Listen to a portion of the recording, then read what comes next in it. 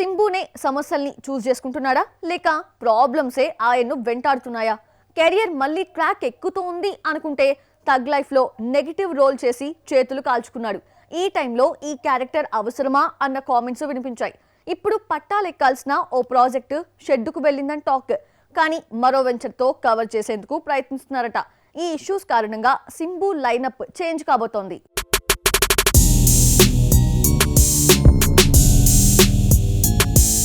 కొన్నాళ్ల క్రితం వరకు పర్సనల్ అండ్ ప్రొఫెషనల్ లైఫ్ లో ఎన్నో స్ట్రగుల్ ఫేస్ చేసిన శింబు మళ్ళీ కెరియర్ పై ఫోకస్ చేస్తున్నాడు. మన్నాడు వెందు తనిందుతూ కాదు పట్టుదల హ్యాట్రిక్ విజన్తో సరైన ట్రాక్ లో వెళ్తున్నాడు అనుకునే టైంలో తగ్ లైఫ్ లో నెగిటివ్ రోల్ చేసి ఫ్యాన్స్ ని హర్ట్ చేశాడు. హీరోగా చేతిలో 3 to 5 ఫిల్మ్స్ ఉండగా మణిరత్నం కమల్ కోసం కమిట్ అయి కెరియర్ ని డ్యామేజ్ చేసుకున్నాడు. ఇదే కాదు, తన నెక్స్ట్ ప్రాజెక్టుల విషయంలో కూడా ప్రాబ్లం ఫేస్ చేస్తున్నాడు సెలబ్రసన్. పట్టుదల తర్వాత శింబు హీరోగా 3 సినిమాల అనౌన్స్మెంట్స్ జరిగాయి. కనులు దోచాయంటే ఫేమ్ దేశింగు పెరియస్వామి దర్శకుడిగా శింబు 48 చేయాలనుకున్నాడు. కానీ బడ్జెట్ ప్రాబ్లమ్స్ ఎదురైతే కమల్ సపోర్ట్ చేసేందుకు ముందుకొచ్చాడు. కానీ చివరి నిమిషంలో లోకనాయకుడు హ్యాండ్ ఇవ్వడంతో ప్రాజెక్టు లేట్ అయింది. చివరికి తగ్ లైఫ్ శింబు 48 మూవీగా మారింది.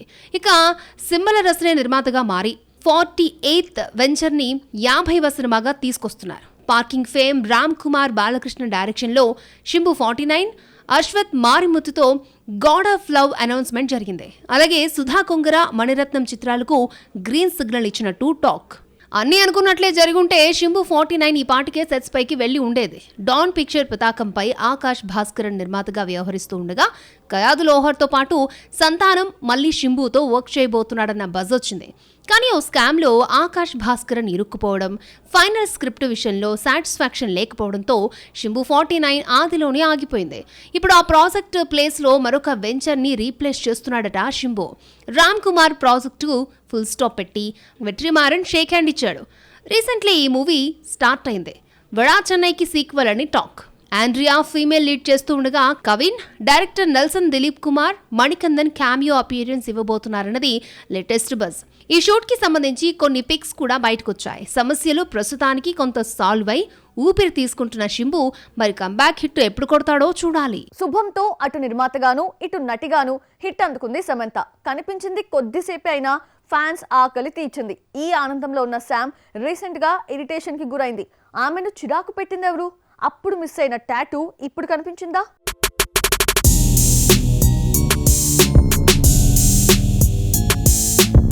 ఖుషి తర్వాత బాలీవుడ్ బాట పట్టిన సమంత 2 years గ్యాప్ తీసుకొని టాలీవుడ్ ఆడియన్స్ తో టచ్ లోకి వచ్చేసింది.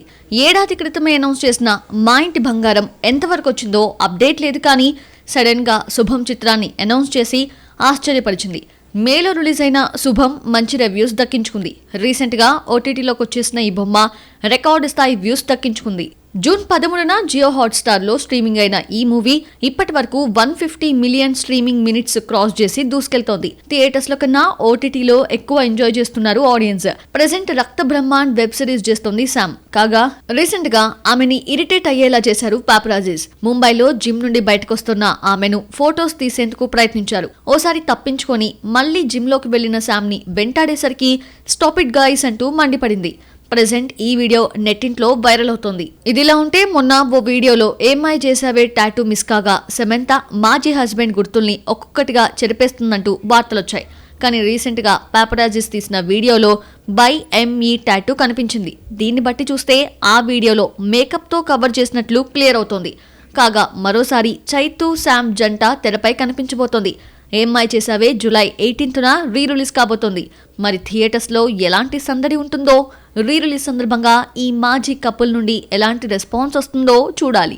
గుడ్ బ్యాడ్ అగ్లీ తర్వాత అజిత్ రెమ్యునరేషన్ పెంచేశాడా? 200 కోట్లు కొల్లగొట్టేందుకు ఆపసోపాలు పడే తల అంత డిమాండ్ చేస్తున్నాడా? టాలీవుడ్ నిర్మాణ సంస్థ అందుకే తప్పుకుందా? స్టార్ హీరో అడిగినంత ముట్ట చెప్పేందుకు ముందుకొస్తున్న ఆ నిర్మాణ సంస్థ ఏది చూద్దామా?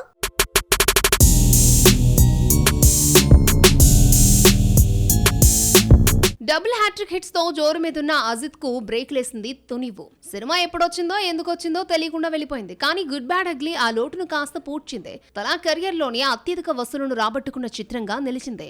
మైత్రి మూవీ మేకర్స్ నిర్మించిన ఈ సినిమా ఓవరాల్ గా 250 కోట్లను కలెక్ట్ చేసిందని టాక్. నెక్స్ట్ AK-64 ని లైన్ లో పెడుతున్నాడు ఈ కోలీవుడ్ సూపర్ స్టార్. ఈ ప్రాజెక్ట్ కూడా అదిక్ రవిచంద్రనే ఛాన్స్ ఇచ్చాడని సమాచారం. AK-64 త్వరలో పట్టాలేకపోతోంది. అయితే ఇప్పుడు కోలీవుడ్ ఇలాకాలో అజిత్ రెమ్యూనరేషన్ హాట్ టాపిక్ అయి కూర్చుంది. నెక్స్ట్ సినిమా కోసం తలా భారీ రెమ్యూనరేషన్ చార్జ్ చేస్తున్నాడట.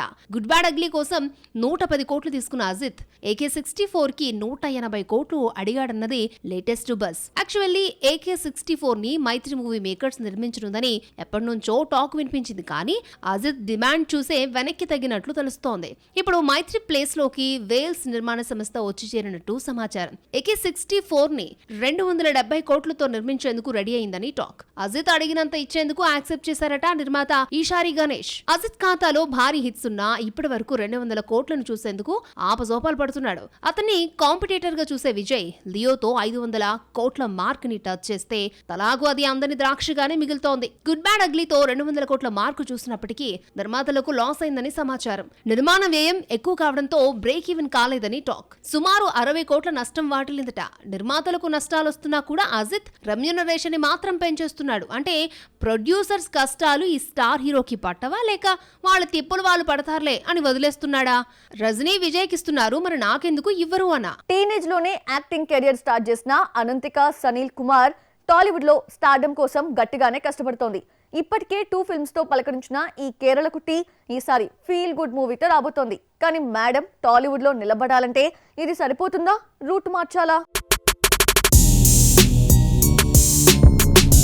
మలయాళ ఇండస్ట్రీ నుంచి ఎంతో మంది ముద్దుగుమ్మలు టాలీవుడ్ లో తమ లక్ ను టెస్ట్ చేసుకునేందుకు వస్తూ ఉంటారు. అలా వచ్చిన మరొక ముద్దుగుమ్మ అనంతిక సనీల్ కుమార్. 15 ఏళ్లకే యాక్టింగ్ కెరీర్ లోకి అడుగుపెట్టింది కేరళ కుట్టే. Basically classical dancer. యాక్టింగ్ పై ప్యాషన్ తో నటన వైపు అడుగులేసిన అనంతిక రాజమండ్రి రోజ్ మిల్క్ చిత్రంతో టాలీవుడ్ తెరంగేట్రం చేసింది.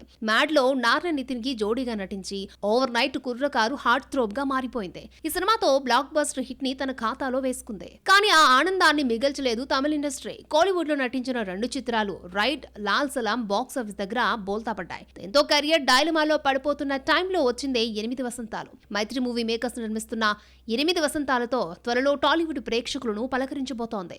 పోయిటిక్ ఫీల్ గుడ్ మూవీగా తీసుకొస్తున్నాడు ఫణీంద్ర నర్సెట్టి. కథ ఆమె చుట్టూనే తిరుగుతోంది. ఇప్పటికే టీజర్, ట్రైలర్ సినిమాపై క్యూరియాసిటీని కలిగిస్తున్నాయి. జూన్ 20న థియేటర్లోకి రాబోతోంది. మైత్రి మూవీ మేకర్స్ ఈ సినిమాను నిర్మిస్తోంది. అయితే పాన్ ఇండియా బొమ్మ కుబేరుకు పోటీగా రాబోతోంది. స్టార్ హీరోలకే థియేటర్లకు రావడం కష్టమవుతున్న ఈ టైంలో ఈ విమెన్ సెంట్రిక్ అండ్ లవ్ స్టోరీతో వస్తున్న బొమ్మ కోసం థియేటర్లకు వస్తారన్నది డౌటే. కానీ ఇప్పటి వరకు గ్లామర్ షోనే చెయ్యని భామ టాలీవుడ్ లో నిలబడాలంటే ఫీల్ గుడ్ చిత్రాలతో నెట్టుకొస్తే సరిపోతుందా?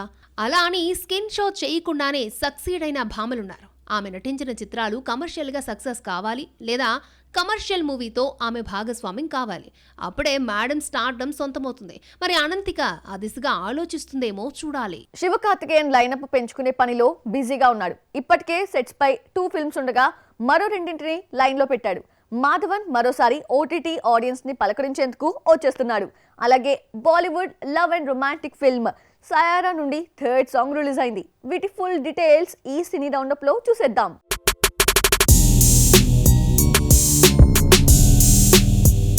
అమరంతో 300 కోట్ల క్లబ్లోకి చేరిన శివకార్తికేయన్ వరుసపెట్టి ఫిల్మ్స్ కి కమిట్ అవుతున్నాడు. ఇప్పటికే సెట్స్ పై మద్రాసితో పాటు పరాశక్తి ఫిల్మ్స్ ఉన్నాయి. పరాశక్తి నిర్మాత ప్రెజెంట్ స్కామ్ లో ఇరుక్కోవడం వల్ల ఈ మూవీ షూటింగ్ హాల్ట్ చేసినట్లు సమాచారం. ఈ గ్యాప్ రావడంతో కొత్త కథలు వింటున్నారట Shiva. Good night fame Vinayak Chandrasekhar story నచ్చి గ్రీన్ సిగ్నల్ ఇచ్చినట్లు కోలీవుడ్ బజ్. దీని తర్వాత వెంకట్ ప్రభు దర్శకత్వంలో మరో మూవీ ఉండనుంది. ఈ ఏడాది టెస్ట్ మూవీతో OTT ఆడియన్స్ ని పలకరించిన మాధవన్ మరోసారి హాయ్ చెప్పబోతున్నాడు.